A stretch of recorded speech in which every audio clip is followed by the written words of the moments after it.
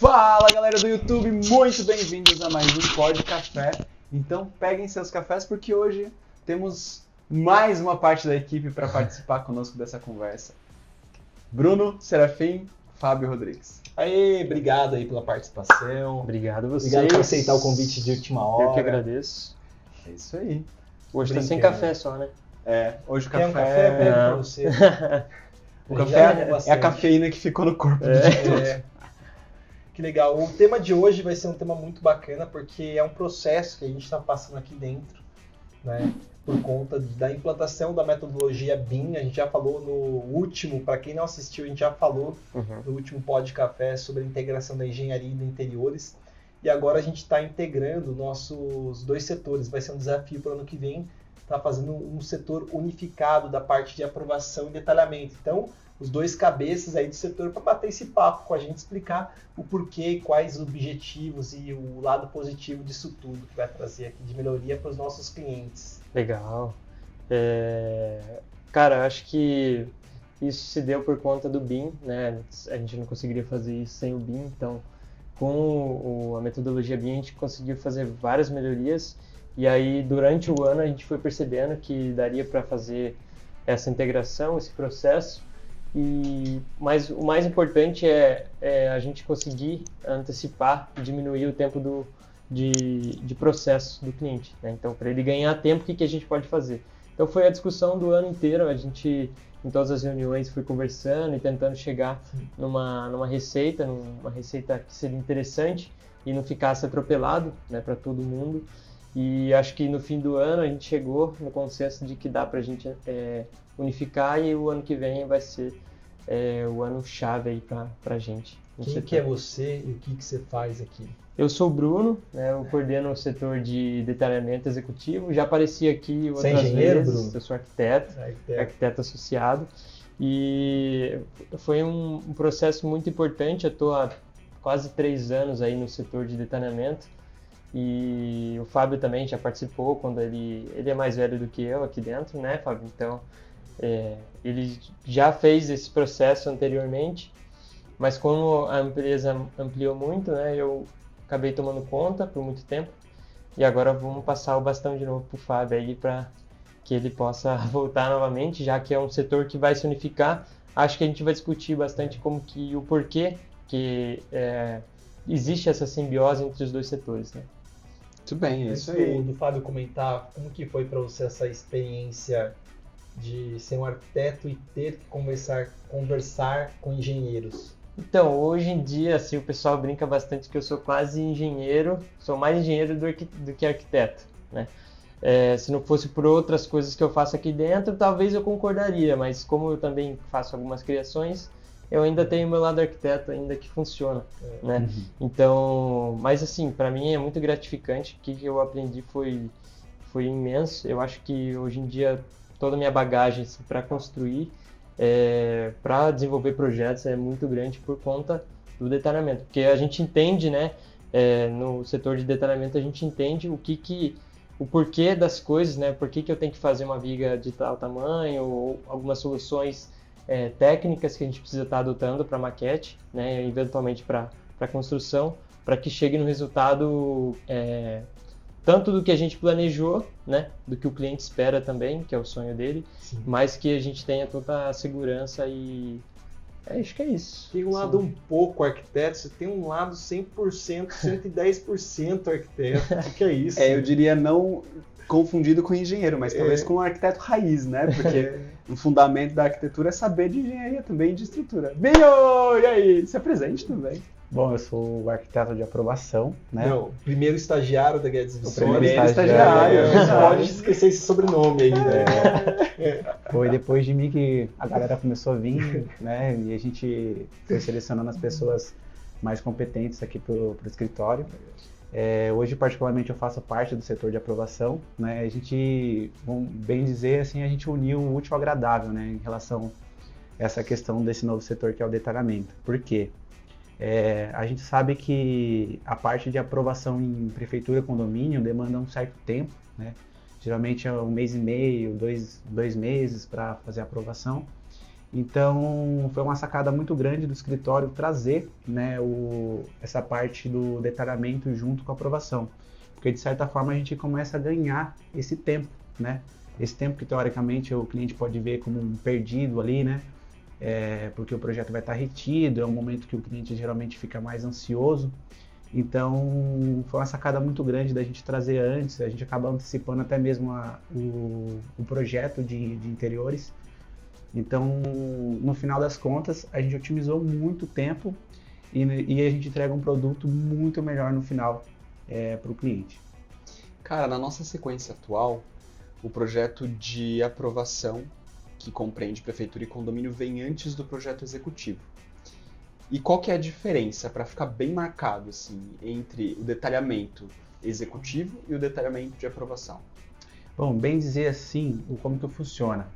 O detalhamento de aprovação ele é um desenho muito mais simplificado do que o detalhamento executivo, né, para a obra. O que a gente entendeu é que, como a gente é muito assertivo na questão da legislação de prefeitura e condomínio, então não haveria por que a gente ficar segurando o projeto nessa fase de aprovação, porque como não tem alterações na arquitetura, então a gente já pretende passar para as próximas fases, que é detalhar melhor esse projeto, justamente para poder ganhar esse tempo.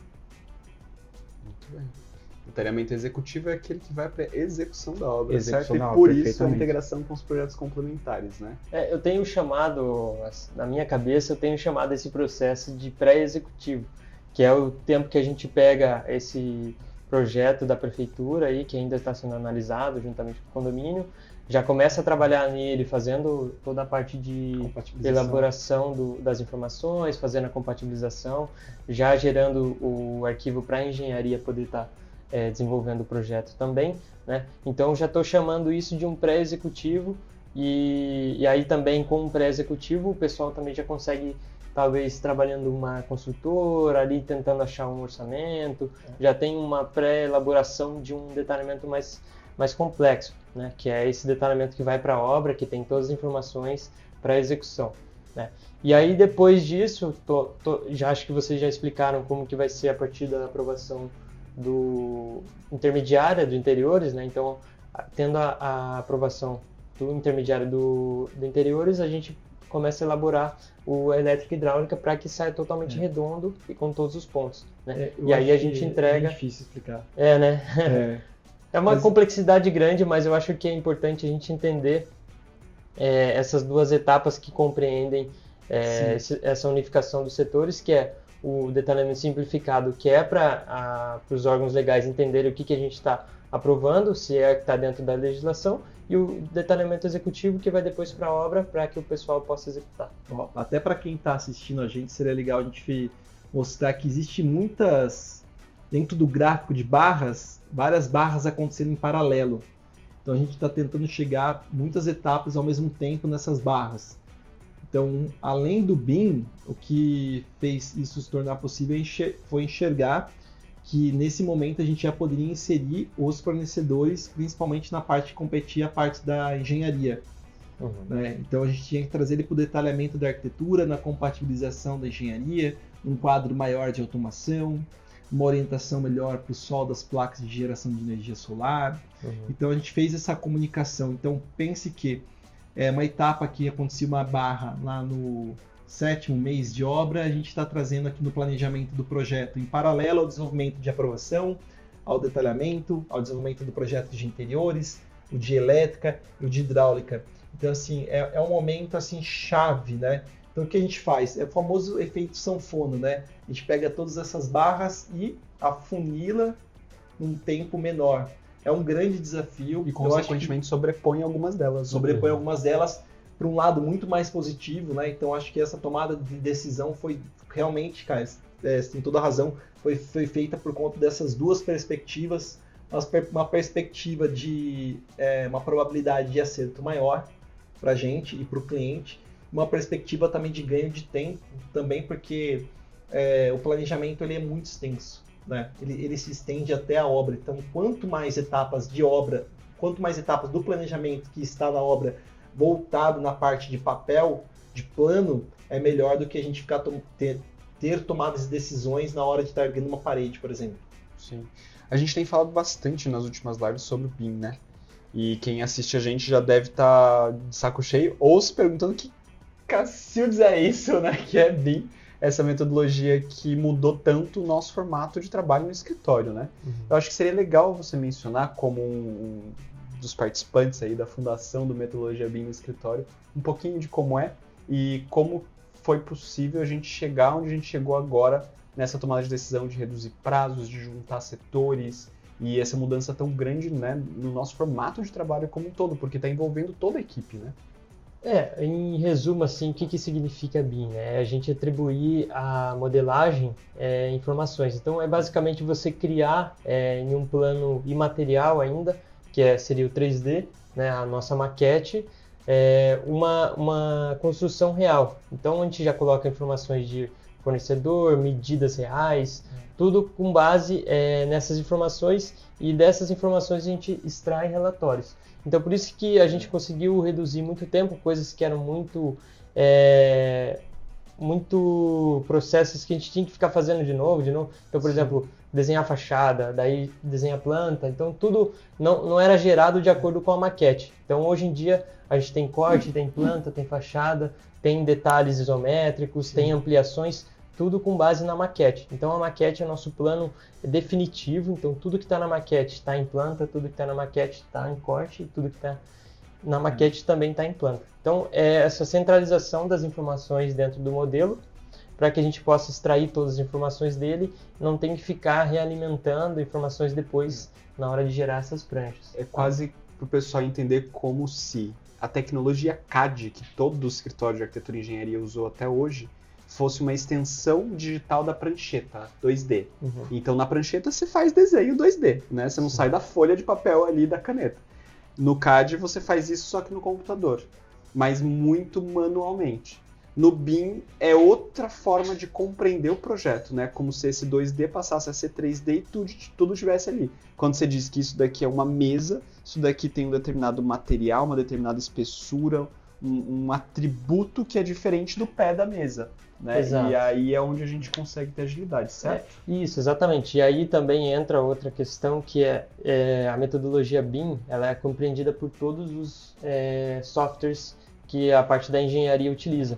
Então, a gente atribui a maquete pronta, com os níveis, alturas e tudo mais, a gente exporta um arquivo, uma extensão, né, dessa maquete, e eles importam no software deles, e eles já conseguem lançar essas estruturas. E aí, através disso, a gente já consegue ver também essas interferências. Então, onde que o pilar está colidindo com a janela, onde que, por exemplo, as instalações elétricas e hidráulicas estão colidindo com alguma estrutura também. E aí a gente reduz, né, todos os danos, todas as ideias que a gente pode ter de ajuste em obra, a gente já traz toda a parte da maquete para estar auxiliando isso daí. Perfeito. Que eu vou dar minha contribuição do meu lado mais comercial, né? A gente está trabalhando todo o dimensionamento do potencial construtivo da casa.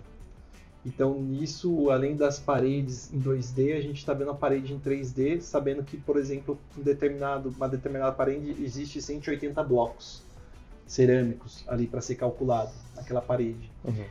Isso é o que compete à arquitetura. Quando vai na metodologia BIM, que é praticamente, todo mundo vai ter que falar inglês, todo mundo vai ter que falar espanhol, né? Todo mundo vai ter que falar a mesma língua.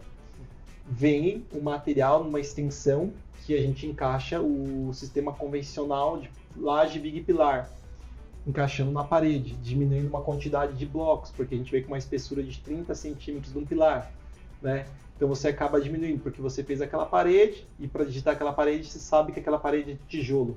Veio o pilar, que é da engenharia, com uma nova espessura, né, adequada. Aumentou um vão, fez uma alteração no projeto por conta de uma legislação na prefeitura, alterou o projeto de estrutura que automaticamente é alterado no projeto de arquitetura, com a alimentação da parede que tem determinados números de blocos, ou numa parede que tinha uma tomada, tinha uma porta, o tamanho do vão da porta, isso também é alterado, vamos dizer, concomitantemente. Tudo ao mesmo tempo. Seria isso. Isso, exatamente. Acho que também o Fábio pode acrescentar, mas, por exemplo, coisas que, por exemplo, nos órgãos legais lá a gente precisou ajustar um beiral ou não sei, alguma parede, a gente ajusta na maquete, então a maquete já é planta e já é corte. Então tudo isso já é atualizado ao mesmo tempo, né? Coisa que nesse processo manual que a gente tinha anteriormente, tinha que ajustar em planta, daí tinha que ajustar nos cortes e tinha que ajustar nas fachadas. Então é um processo que a gente tinha que ficar refazendo toda vez, que hoje em dia faz somente na maquete, atualiza e aí está pronta toda a parte de documentação. Uma única plataforma. Exato. Isso, é até importante mencionar, porque a nossa comunicação ela funciona através da maquete, né? Então, se eu quero passar para o Bruno, por exemplo, que é do setor de detalhamento, um determinado elemento que precisa ser ajustado, eu tenho que acertar isso na maquete, né?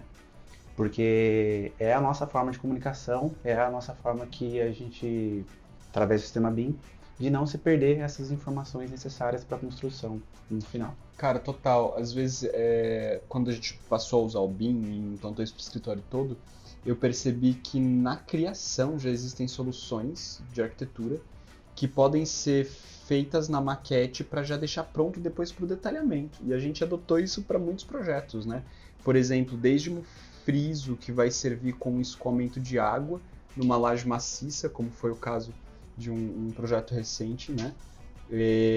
Até, por exemplo, um tipo de abertura diferente de uma porta, porque daí no detalhamento de esquadrias, né, de portas e janelas, já vai sair com a abertura correta em planta ou dimensão correta dessa porta. A gente tem agilidade com isso, mas eu acho que vale ressaltar que nesse processo, acho que todo mundo que ouve a gente já deve ter percebido que para criar esse arquivo primeiro é mais demorado.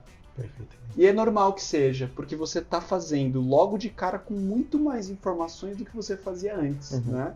Só que ao longo de todo o restante do processo, você tem economia de tempo. O que vale dizer que para o nosso cliente da Guedes Pissoli, a gente não alterou prazos. Pelo contrário, a gente já conseguiu redução de prazos. Né? Perfeitamente. Eu acho que tem um ponto importante também, que foi uma mudança na metodologia de criação do projeto, que a gente não finaliza o projeto de apresentação sem antes fazer uma conferência com os órgãos legais também. Sim. Porque, por mais que no início do processo, né, se faz uma conferência dessas legislações, Sim. a gente confere novamente com os órgãos legais para saber se realmente não vai ter problema nenhum com a parte de arquitetura, para evitar qualquer tipo de retrabalho futuro. Perfeito. E aí a metodologia, só rapidamente, essa metodologia ela auxilia bastante porque a documentação é mais fácil, né? Você extrair essa documentação que os órgãos legais exigem, já está basicamente pronta, né? Então é só representar algumas informações, acrescentar e aí mostrar para eles o que é, isso aqui tá legal, isso aqui passa dentro das regras que vocês colocam pra gente e aí tá aprovado. E eu vejo, né, que essa grande sacada, né, da integração dos setores. Porque uma vez que a gente já tem lá, desde a apresentação, essas informações totalmente alinhadas com os órgãos legais, a gente automaticamente, assim que esse projeto passa para um refinamento melhor com o condomínio, a gente já pode startar os projetos detalhados. Perfeito. É justamente isso que ajuda a gente a ganhar tempo no processo. Cara, foi um ótimo gancho para a pergunta que eu quero te fazer, mas antes disso, para quem assiste a gente no YouTube, não se esqueça de se inscrever no canal, de compartilhar, de dar like. E a pergunta que eu quero fazer é, estamos na última live do ano, né? A última live ao vivo no Instagram. Ano que vem a gente vai ter, né, o nosso corriqueiro semanal Pod Café e também o Café com Arquitetura. Mas como último do ano a gente tá tendo todas essas mudanças dentro do escritório. Pro ano que vem, com você assumindo esses dois setores em um só, levando em consideração a utilização da metodologia BIM, como você enxerga positivamente isso? Ou no sentido de uma redução de prazos, ou no sentido de uma maior gestão das informações dos dois setores num único só? Eu vejo a satisfação do cliente, né? Eu vejo que essa diminuição do prazo, ele poder começar a construir mais rápido, eu vejo que é a grande sacada. Não só a diminuição do prazo, mas também a entrega de um produto muito melhor, porque o projeto dele vai estar compatibilizado com aquilo que está sendo produzido, inclusive no interiores. Então, a gente ganha tempo, né? Entrega um produto melhor e, consequentemente, a gente tem a satisfação do cliente. Eu vejo que... Eu sinto isso também, que essa demanda,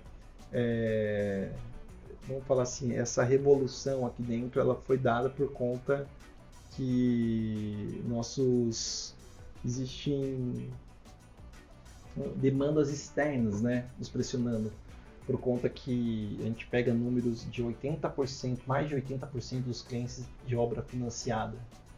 E a Caixa faz um tempo que tem a modalidade de financiamento de terreno e construção. É muito mais seguro você financiar o terreno e construção por uma questão aí, jurídica, uma questão da engenharia, uma questão financeira, uma disponibilidade de recursos, né? Enfim. E as pessoas que vendem também, e existe essa tipo de insegurança também de receber o dinheiro, também quer receber rápido o dinheiro. Então tem uma pressão em cima da pessoa que está comprando o terreno financiado, uma pressão da pessoa em cima da gente, e é onde que a gente falou, vamos tentar fazer com que essa coisa realmente dê certo na linguagem do mercado, né? Então, claro que ainda a gente não consegue falar essa mesma linguagem, a gente está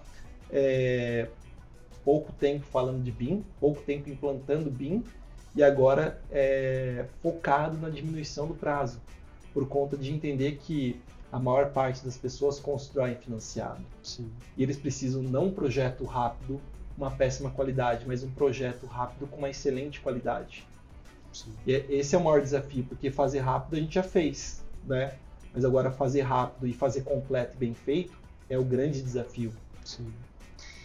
Brunão, Fábio vai assumir o setor que você cuida ano que vem e você vai sair da Guedes Bissoli? Não, eu vou... O que você vai fazer ano que vem? Eu acho que, não sei se comentaram na live com o Gustavo, mas a ideia é que eu vá também mais para essa parte da criação, que eu acho que tem muito ainda para acontecer, né, para desenvolver. E também eu acabo cuidando juntamente com o Guilherme de um setor chamado construtores. Então a gente vende projetos para construtores. E para construtores o prazo é bem menor, é um processo diferente do prazo que é para clientes finais. Então eu vou estar destinado mais a esses dois setores, né? Obviamente eu vou estar sempre dando suporte aí, dando um pitacozinho ali, já que minha vida foi construída no detalhamento, mas vou continuar e fazendo toda essa parte aí que eu comentei. Faz quantos anos você está aqui, total? Faz 4 anos. Foi 1 ano de estágio? Foram 2 anos de estágio, 2 anos como sócio.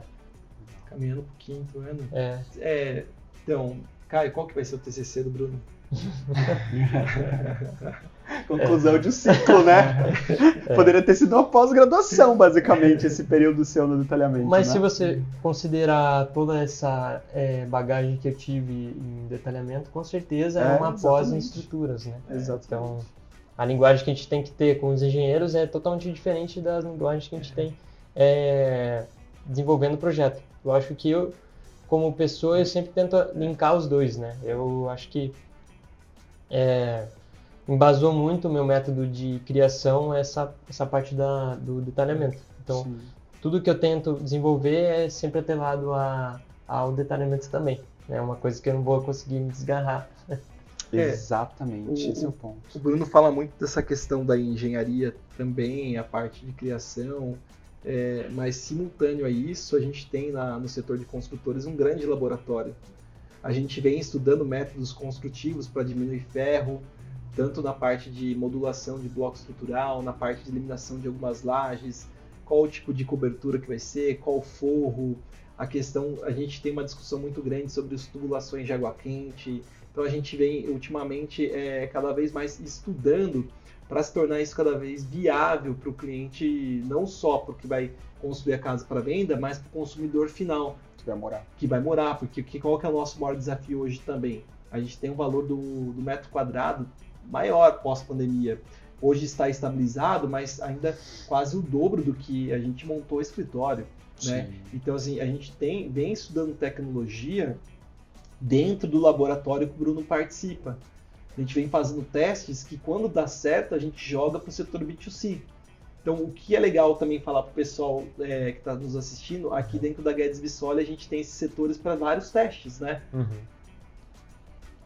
Acho que o laboratório de construtores assim é uma fonte, ainda mais porque a gente tem a bagagem deles, que também já estão diretamente na obra, sabe o que funciona e o que não funciona. Então, para a gente é até mais fácil, e a gente tem grandes parceiros aí que nos auxiliam nessas ideias também, e compram também as nossas ideias, porque dar ideia é muito fácil, né? O difícil é você pegar essa ideia e colocar ela em prática e ser execuível, né? Então, é importante ter esse setor, que é um desmembramento aí do setor de inovação também, que vai trazer também muitas ideias e muitas coisas novas para o ano de 2024. Garoto! Muito bem. É isso, né? Eu acho que o mais importante de tudo, quando a gente fala do bastão ser passado para o Fábio, a gente já havia conversado todas as vezes que a gente vem falar sobre financiamento, sobre velocidade, a gente já chegou a ter alguns momentos antes até dessa definição, nós três tá falando sobre isso, né? Então acho que por isso que foi, realmente faz muito sentido passar para o Fábio, que ele cuida da aprovação, e unificar e soltar o Bruno na parte da criação também, que é onde que ele brinca, fala que não é, mas o cara é realmente um verdadeiro artista aí. Teve perguntas? Não teve perguntas. Eu acho que quando é uma questão um pouco técnica, é um pouco mais difícil assim aparecer uma pergunta. Mas quem quiser mandar pergunta, pode mandar, tá, gente? E a gente vai encaminhando pro final. Quem quiser mandar pergunta, pode mandar. Mas... E a gente vai encaminhando pro final. Não é nem pergunta, porque se der tempo a gente ainda lê. De qualquer forma, agradeço a todo mundo que acompanhou, né? Os ao vivos do Instagram, quem acompanha o canal da Guedes Bissoli do YouTube ao longo do ano de 2023 inteiro. Teve muita coisa diferente que a gente fez esse ano. Teve o lançamento da série da Casa do Arquiteto, que é a série da minha casa, que vai concluir no início do ano que vem. Teve o Pod Café, que começou a ser editado e divulgado no YouTube de uma forma diferente do que a gente fazia anteriormente, né? O Café com Arquitetura continua sendo o nosso programa principal, extremamente bem gravado e editado, e está sendo dedicado a mostrar para quem assiste a gente no YouTube todos os fornecedores que trabalham com a gente, que também fazem parte do nosso processo de projeto, porque eu falo para todos os clientes hoje em dia que falar sobre projeto é falar sobre produto.